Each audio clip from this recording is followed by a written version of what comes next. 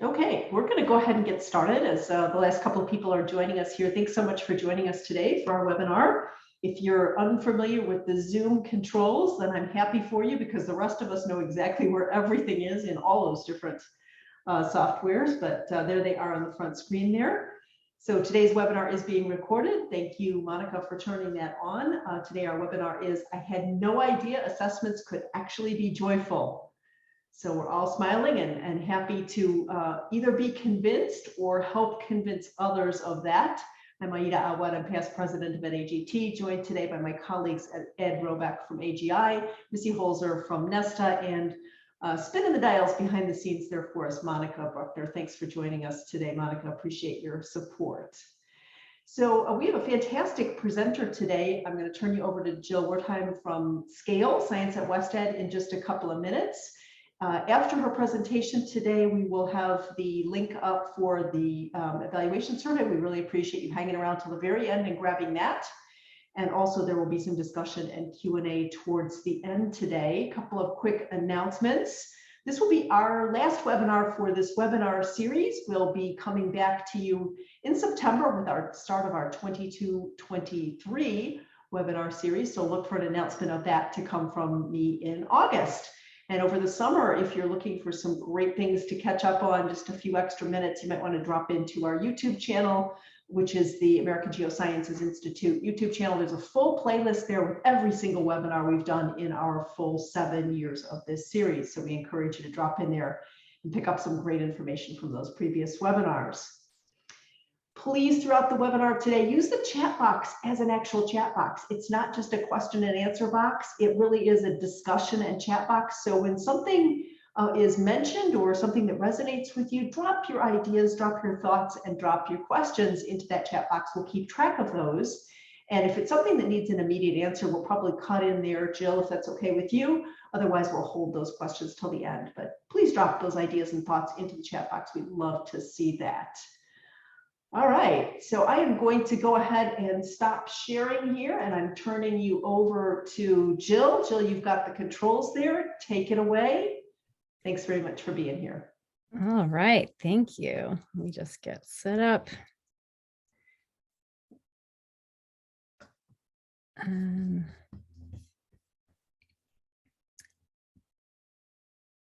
Perfect, got your screen. I think I've got everything going. Okay. Awesome. Well, thank you very much. I'm very glad to be here. This is a session that may be less focused on earth science specifically, despite the fact that I am technically a geologist and very excited to see one of my geologist friends, at least one so far. And it was really fun for me that when this notice got sent out, several old geologist friends reached out. So this has been really fun to reconnect with my geologist roots. But today, I will be talking about a vision of classroom assessment that's meaningful and worthwhile for teachers and students and can even be joyful. I hope to convince you of that. So I'll start off with a quote from a student, in part because much of my work is about refocusing instruction on students and ways that we can help them develop as science learners. And this means paying attention to what students think, which is actually a way assessments can become a force for good. So this is the kind of thing that students say when an assessment is meaningful and worthwhile to them. So during this assessment, I felt important and I really felt like I was actually planning to keep this country more safe. I enjoyed this. I found it fun and entertaining. Thank you. And I'll tell you, in my previous life in working in assessment, thank you was not something I ever got on an assessment I was working on. So when we start asking students to do things that are really complex, the results have higher validity measures. If students are actually trying, they show us a more accurate picture of what they know and can do. So this attitude toward an assessment isn't only important for engaging students and making them like school, it's also important for building high quality tasks. And teacher feedback is also an important indicator of the quality of an assessment. So when teachers say things like, I've never seen students more into a task in my class in my life, they asked to spend longer because they were invested, or sometimes I was really surprised which kids did well, it means they're seeing their students as science learners in a new way. So these are math and science co-teachers. These quotes are from who co-designed performance assessment together.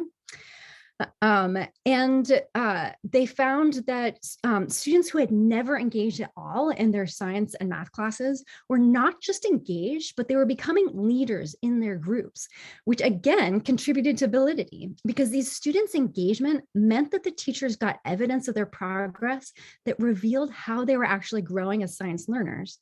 Whereas previously, these teachers had really dismissed them as disengaged. But after the task, they got insight into their strengths and their needs. And this helped them value what the students were doing and tap into kind of like how the students were growing. And this is an example of equitable and responsive instructional practice. Okay, so I've talked about how students and teachers respond to meaningful assessments.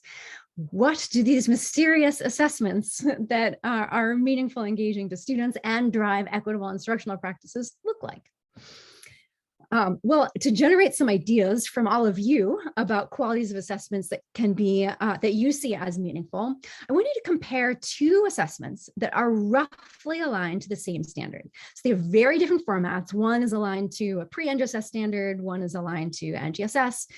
I don't want to get too bogged down in the difference in format because there's really a lot of other things to talk about. And what I'm going to do is I'm going to put a link to each of these assessments in the chat in a second. I'm going to give you a couple of minutes to read them. And then I'm going to put you into breakouts with a Jamboard. And the Jamboard has some guiding questions. And I want you to just talk about some things that you see as differences between these two tasks. And before you dive into this, I just want to, I've done this work a lot. And so I know that particularly teachers can get really distracted by things that they want to fix in the assessment. And I want to assure you, this is an assessment that we use for professional learning because it has a lot of affordances and weaknesses. And so we use it in professional learning to highlight both. And then we work together to identify ways to improve it. And it's like sort of the part of the process. So don't get bogged down in, identifying what could be better about the assessment. We already know, and that's another activity. And so I know it can be hard for teachers to pass that by, but I want you to focus on the guiding questions in the Jamboard. I'm going to put all of these links in the chat right now, and then I recommend opening them before you jump into a breakout, which I'm going to create. Oh, sorry, I'm trying to do everything at once.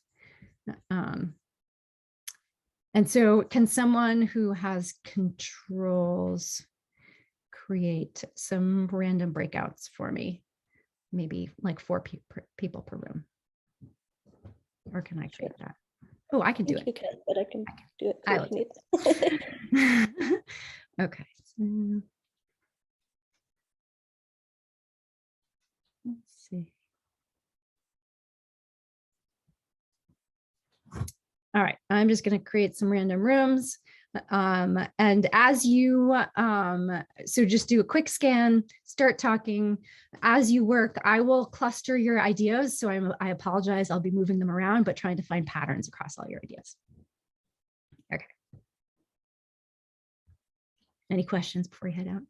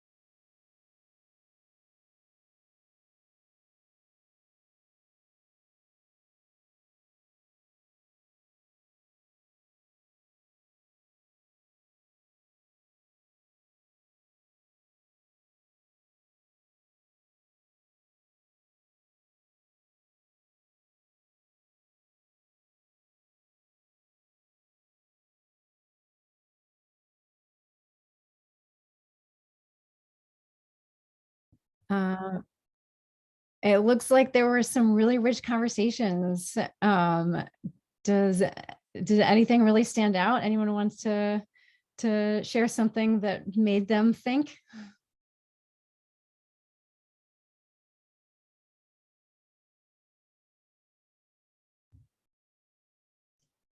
Monica, is everybody back now?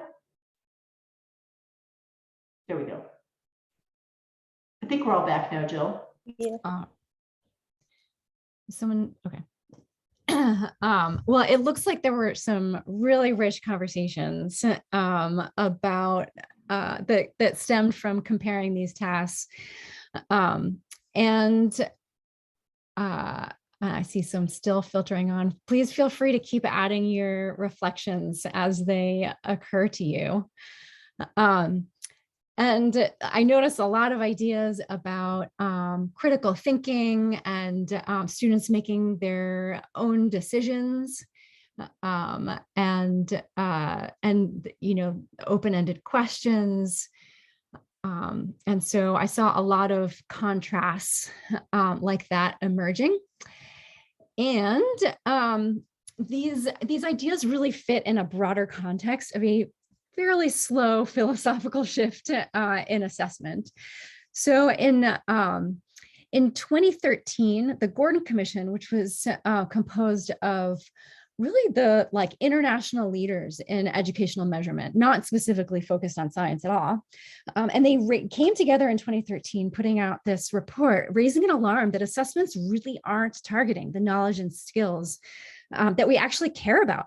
And this means both that we lack information about what students are, the competencies that we actually want to be able to support, as well as sending a really clear message to students and their parents and everyone else about what actually matters, what we really care about.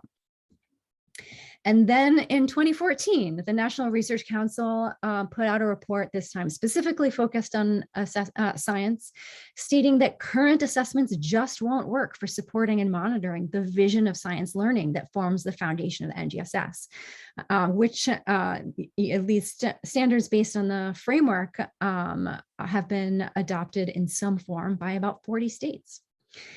And then again, in 2020, Jim Pellegrino reiterated what he said earlier in the NRC report, Knowing What Students Know, which is that there's really a need for assessments to be instructionally meaningful and grounded in theory. And if you are at all interested in the field of educational measurement, I highly recommend the report, Knowing What Students Know, which you can download for free from the National Academy's website. So SNAP was founded at Stanford as the Stanford NGSS Assessment Project, and we recently moved to WestEd, but initially we were, the project was initiated by Helen Quinn, who is the chair of the committee that wrote the NRC framework, the framework for K-12 science education, and Jonathan Osborne, who chaired the committee writing the Science and Engineering Practices chapter of the framework, and Ray Pichon, who is an expert in designing systems of assessment that use performance assessment.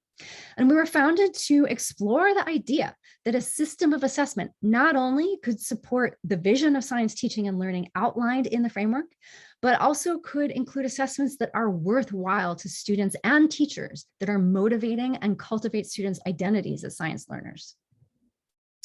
So over time, one of our goals has become refocusing how and why we assess students.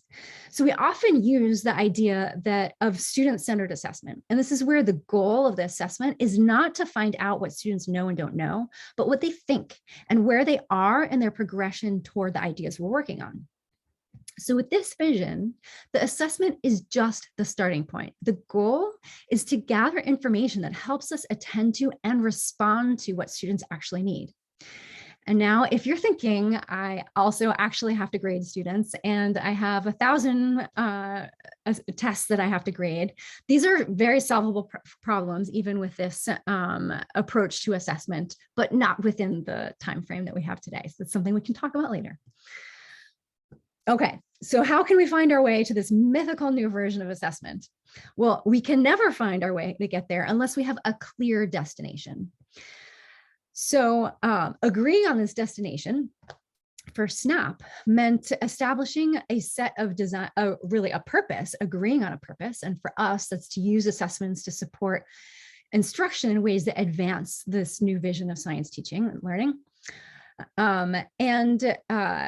We needed to create a set of design principles that would guide the development of assessments that would meet this purpose.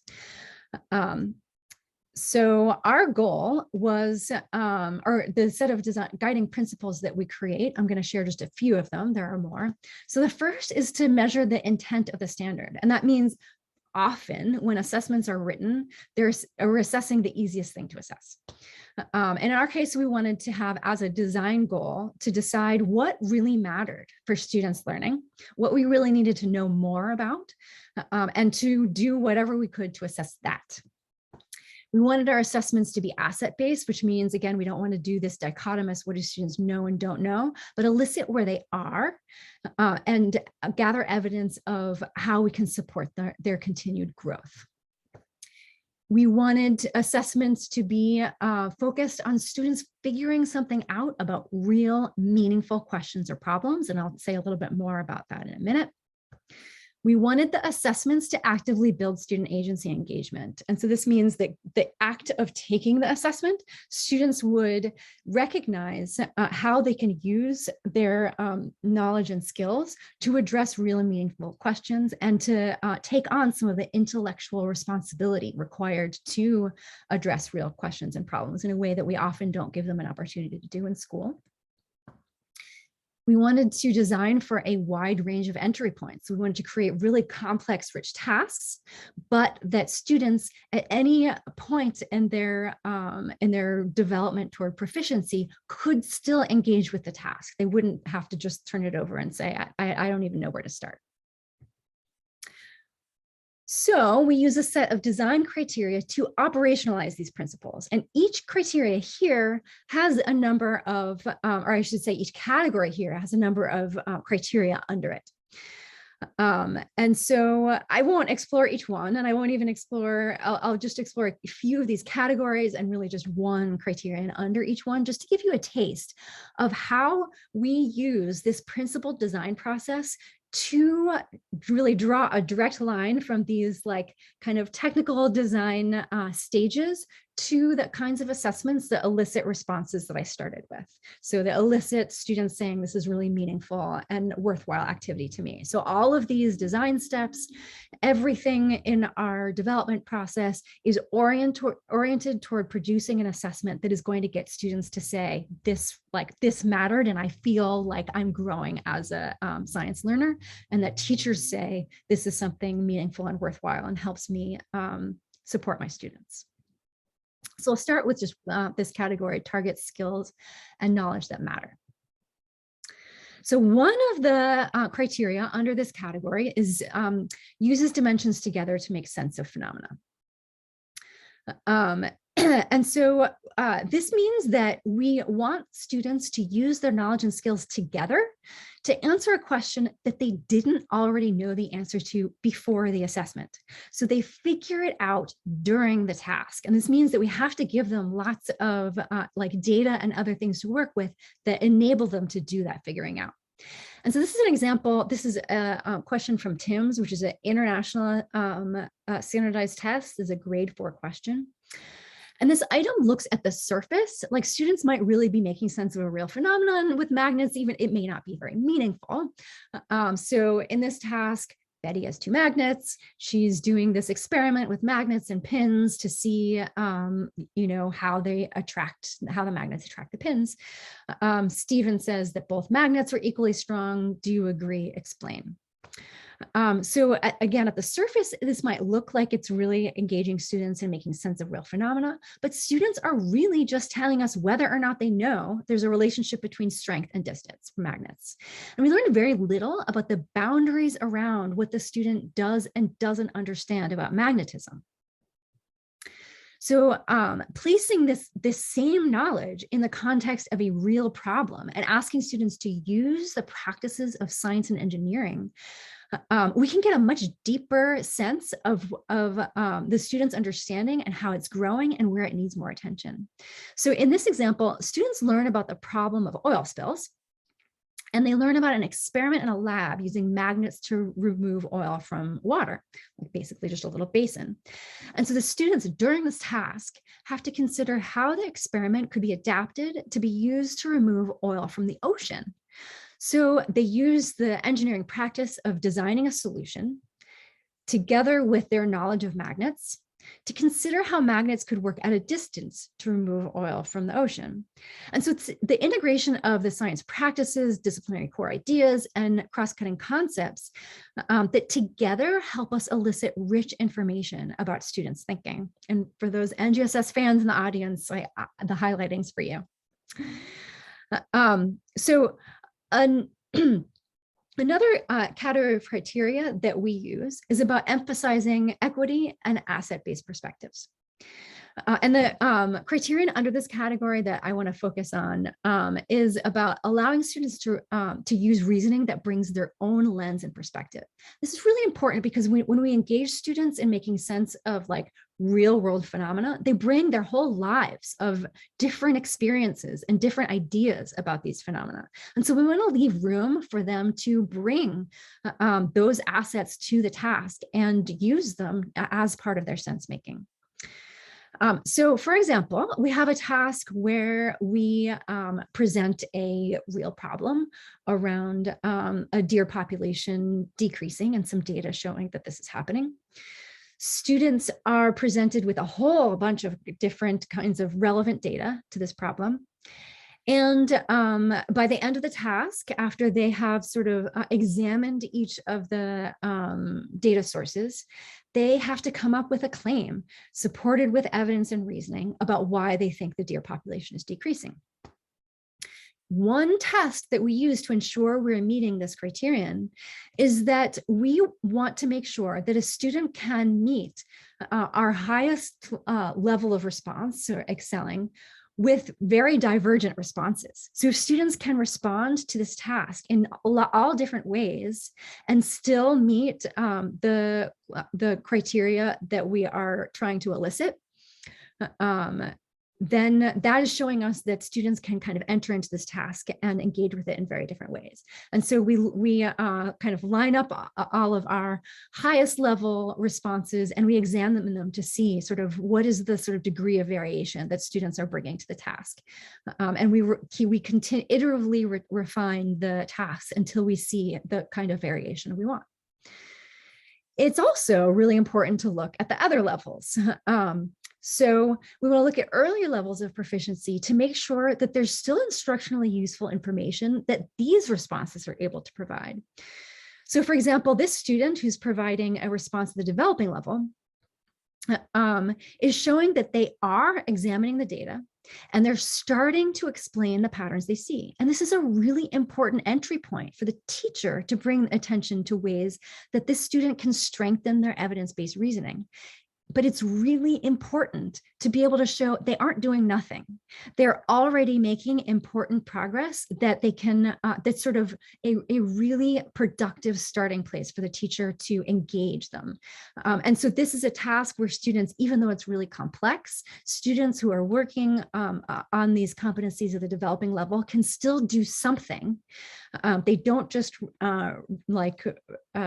return blank assessments, and they are providing useful information for instruction. The last category that I just wanted to highlight for you is incorporating student choice and decision making. So this is really critical for motivation and for getting deep engagement. One of the types of performance tasks that we create really prioritizes this criteria. So one of the types that we create can range from like 3 days to as many as 10 days, and they fully integrate instruction and assessment. So they're really seamless for from the student's perspective, but they're distinct from the teacher's perspective. Not all assessments can attend to these criteria to the same degree, but we do try to attend to them to the extent possible. So in this task, students use what they know about sound waves to collect data from a wave generator and model how noise canceling technology works. And then they identify a problem with noise pollution in their community, and they propose a process to dampen or cancel the noise using what they know about sound waves and the modeling that they have been doing during the task to construct models and explain how the models support their solution. So in this assessment, students really shape the task around problems that they actually want to solve.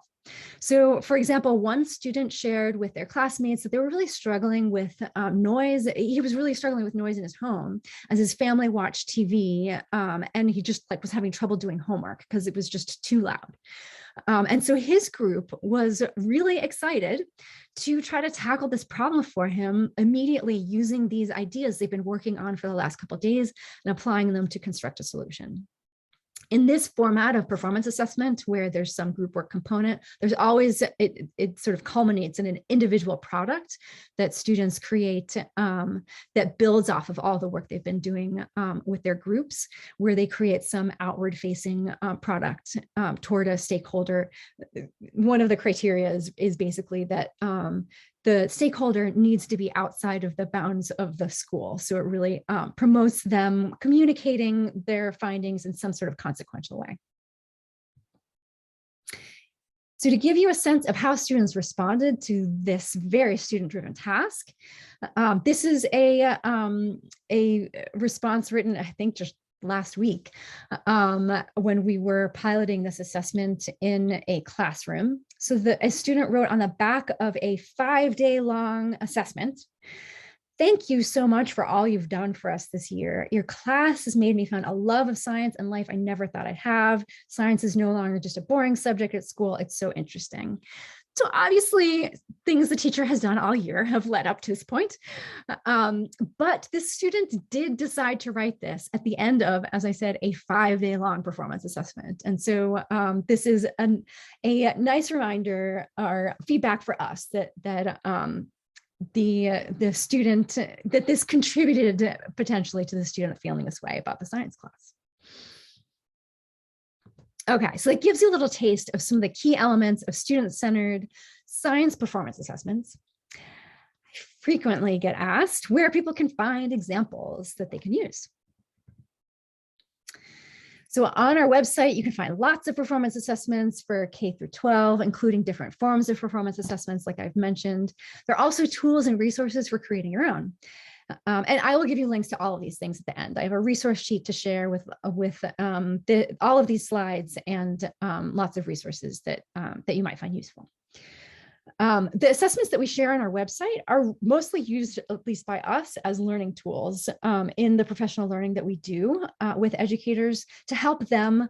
They basically deconstruct all of our assessments, analyze student work, analyze rubrics, et cetera, toward creating their own assessments, because the goal is to really create performance assessments that are deeply contextualized in your own, with your own students and your own instruction.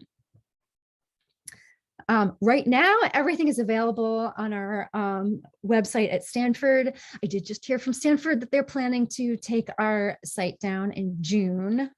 Hopefully the SNAP work will get put back up. We are trying to move it over to WestEd. If anyone here uses our free project-based curriculum, that will most likely come down. So please download what you need now, or let me know if you want direct links. I will also mention our design tools and processes are very involved. So we created a set of free hybrid online courses to help people use them. So this really guides you step by step through using our design tools. We have a course that begins with just like basic assessment literacy for science performance assessment. For people who get really excited about performance assessment, you can move on to like really step-by-step support of developing performance assessments. And then piloting and using the student work to strengthen the assessment is basically doing a modified validity analysis.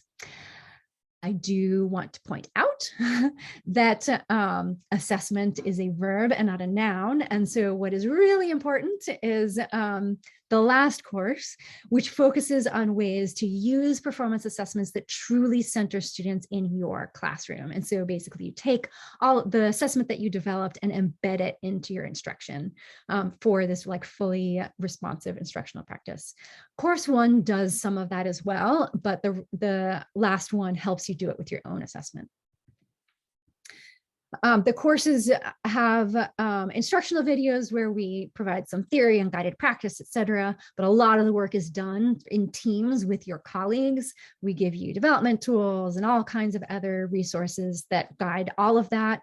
You do the work with your colleagues, not with us. And that's how we sort of enable it to be free. Because I know many of you were really responded to the quote that I used as the title of the session, I want to also take a few minutes to show you some of the assessments that have come out of that course series that educators have developed that I think really show you some examples of how assessments can be joyful and how educators have developed those assessments. So one task that a group of high school teachers developed together with us, we guided them through the course series. They had students wrestle with this real problem in their own community, which is there's a salt marsh that there's proposals for developing. They gave students all kinds of data. The students got to choose which data they really dug into. The students created models using the data, and then they created this outward-facing communication to actual stakeholders about what they found from analyzing the data and what they would advise for relative to the 4 different potential development plans, one of them being not developing at all, but making a sort of a nature preserve. Another group of teachers developed a task where students examine their own diet. This is a chemistry task where they use quantitative reasoning to propose a change in their diet and how they think that would affect the environment. And so they really tried to bring quantitative reasoning into this like very meaningful task that their students got very, very involved with. The task that led to the quote, that's the title of this session, was a really fun second grade task created by a group of educators. This is an instructionally embedded task that comes at the end of the unit that they were also developing, where students create this is a unit on force and motion. Students create a mobile. And this mobile they create with items from their life. This is at the beginning of the year, and they want students to really show something about themselves to the rest of their classmates using this mobile and this like metaphor of balance. And they sort of record a table of kind of how they balanced or how they were not able to balance their mobile using these ideas of balance and unbalanced forces. And then they put all the mobiles together in their whole classroom and did a balancing activity, and they really played out the metaphor and all of the kind of personal or the personality that each of the students brought to their own mobile, and kind of pulling together the classroom culture around that. Another elementary classroom that got really into their performance assessment and had trouble ending it ever was a bilingual kindergarten where a teacher created an assessment around the Great Pacific Garbage Patch, where students kind of dug into that problem, and then they looked at their lunchbox every day and they graphed the disposable plastics and also through school lunch, wherever they got their lunch, they graphed the amount of plastics that they brought. And then they used their own, kindergarten level quantitative reasoning to think about how they could impact this problem or reduce their impact on the environment. And their individual product at the end was, because they really never wanted to finish it, and the whole school got into it, the cafeteria, everyone. So ultimately they wrote a letter to another bilingual kindergarten explaining what they had done and why they think that class should be the next to pick up this task. So we do if you are interested in using these courses to develop your own joyful assessments, they are free and available for you to use to facilitate yourself. We do offer different levels of facilitation if you want some support, and you can contact me if that's something that you're interested in.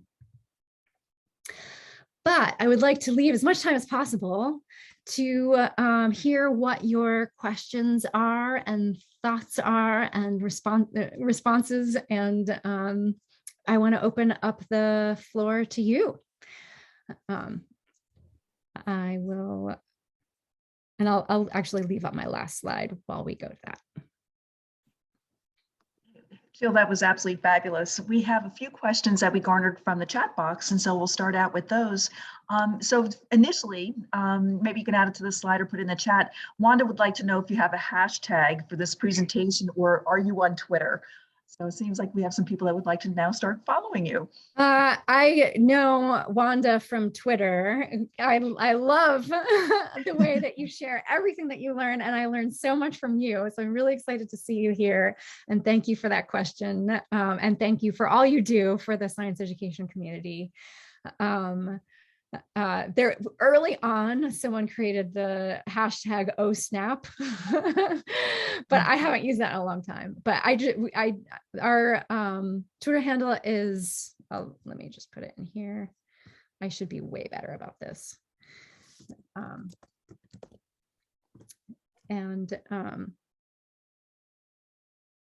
terrible about using hashtags. If anyone has any ideas, please enter them. GSE. Okay, so we have a couple more questions. One from Stacy. Jill, can you please expand upon the equity in allowing students to use, make my screen clear. Hold on. Use reasoning versus diversity and asset-based perspectives. So can you expand upon equity in allowing students to use reasoning versus diversity and asset-based perspectives? Oh goodness. Well, so many, those both have so many dimensions to them. So the like asset-based perspectives is like, so one of the ways that guides the design is that we basically, we want to create assessments that are sensitive to the full range of proficiency. And so the perspective that we're taking there is that all students have something that they're working on, and we want to value that. And so we're trying to elicit wherever they are. And so then this comes up a lot in the rubrics, where we want to define in the rubrics how we want to support students' growth. So we don't want to just say like the students knew this and they didn't know that, or they were able to do this and they weren't able to do that. In the using the asset-based perspective, this pushes us to design rubrics that take what the students are showing about what they know and can do and articulate what those next levels look like, so the teacher can also take this asset-based perspective and see it not as the like, all right, well, this is what my kids got, but now my job is to see where they are and support them in moving to that next level of proficiency. And so the asset-based perspective is sort of like, it's very involved in this assessment as a verb and not a noun, but all of the elements of the design, from the performances that we're measuring to the tasks to the rubrics, have to be advocating for this like growth-oriented version of assessment. In terms of equity, there's so many different ways that equity feeds into the design that's not just asset-based. So, you know, it's sort of hard for me to know where to start there.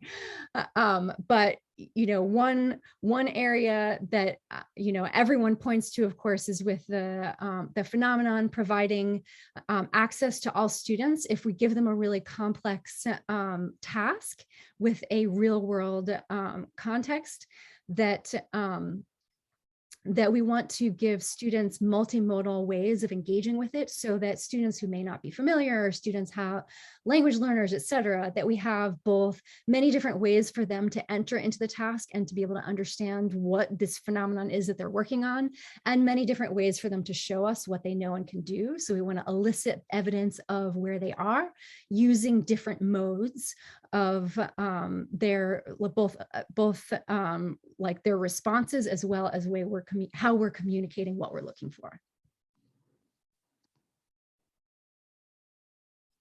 Okay. All right. So Stacy just had a quick follow-up with that. How does equity come into place in the asset-based example? Do we use individual rubrics? So we have a bunch of different ways that we approach rubrics. So in the our initial work through SNAP, we use analytic rubrics, which is sort of an approach that Scale more broadly uses in all of our work. When it comes to three-dimensional assessment, those can get really complex.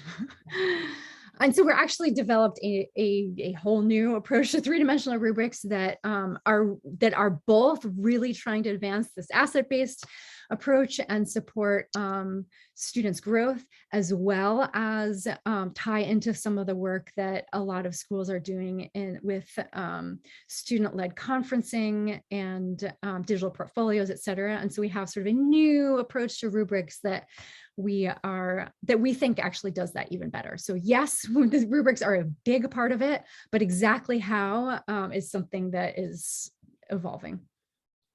Okay.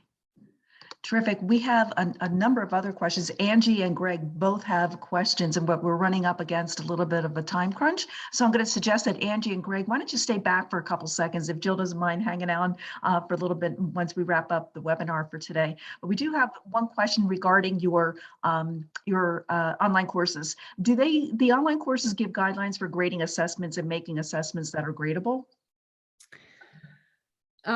Yes, in the last course.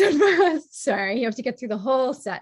But yeah, the last course we take on grading and how to blend this student-centered, growth-oriented approach to assessment and grading. There's really a lot more to do there than we do in that course, but that is something that that is. Yes, there's a lot of work to be done there, but we do get it started in that fourth course. Terrific, terrific. So the balance of the people, if you still have questions, so that was Greg and Artis and Stacy, please feel free to stay back and ask away. And so we're going to pass it back to Aida and to wrap us up for today. Thank you.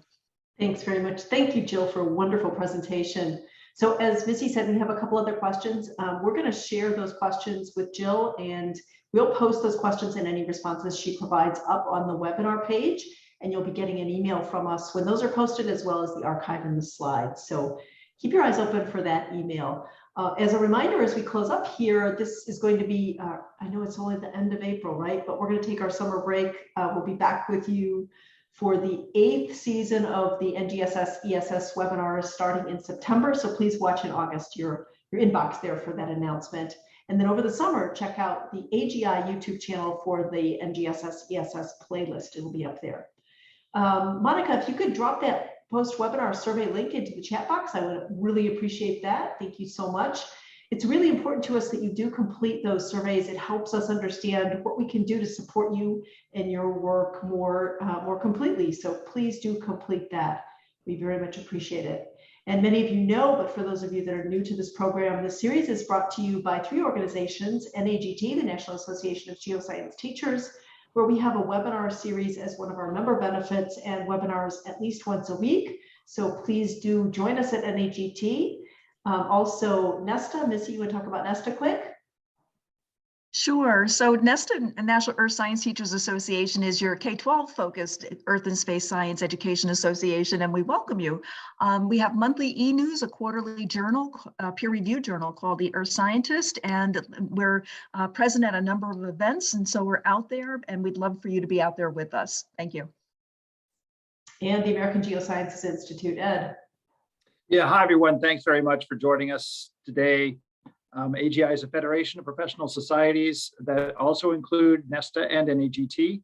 We have many different resources for educators, so please take a look at the website. In particular, we facilitate Earth Science Week each October, and getting onto the Earth Science Week listserv is a great way to keep informed about what is available to Earth Science educators throughout the geoscience education community. Thanks very much for being here. And thank you, Jill, very much. Super big thank you to Jill. If you can find that reactions button down at the bottom of your Zoom screen, you might want to just do a little confetti there or a clap. Thank you very much. Appreciate that. Jill, thank you so much for a wonderful, engaging presentation this afternoon. Appreciate it. And Monica, thanks for stepping in on the back end for us. Hope you all have a great afternoon. If you'd like to stay back for a couple of minutes, I think, Jill, you said you could give us a couple more minutes of time. That would be awesome. Otherwise, if you need to go off, please feel free to do so. Have a great afternoon. Thank you very much.